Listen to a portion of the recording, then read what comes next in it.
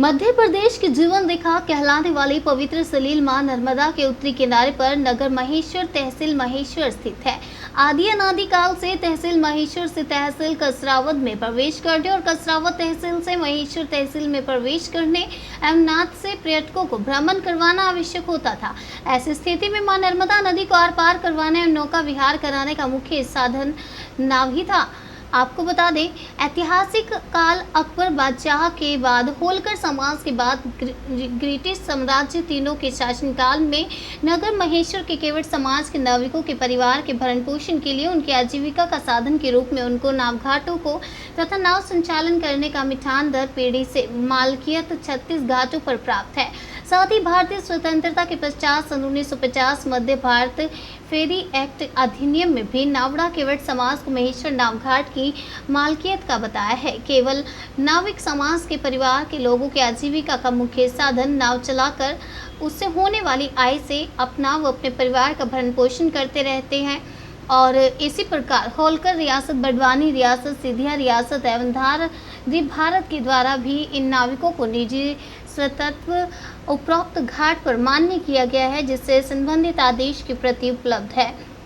नगर महेश्वर में अन्य कहार समाज के द्वारा बिना किसी अनुभव के नर्मदा घाटों पर नाव संचालन करने के लिए शासन प्रशासन से नाव चलाने की अनुमति की मांग की जा रही है, सर्वथा निरर्थक है।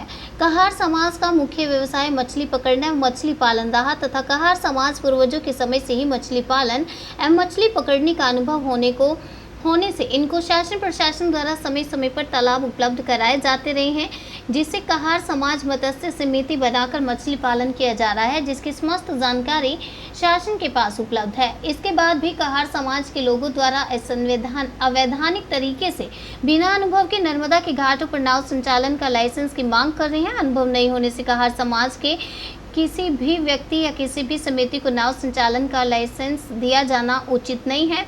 नावघाटों की आज माता बहनें भी शामिल हुई। केवट समाज हजारों की संख्या में यहां पर शामिल हुए। मुख्यमंत्री और तहसीलदार महोदय के नाम ज्ञापन सौंपा गया है। उनका कहना है कि केवट समाज उसका अधिकार मांगता है, ना ही किसी से भीख मांगता है। केवट समाज में जय श्री राम के नारे लगाए गए और सिर्फ हमारे अधिकार मांगते हैं, ये सब कुछ कहा गया। आपको बता दें, नाव घाटों की मांग को लेकर आज ज्ञापन तहसीलदार महोदय को सौंपा गया है।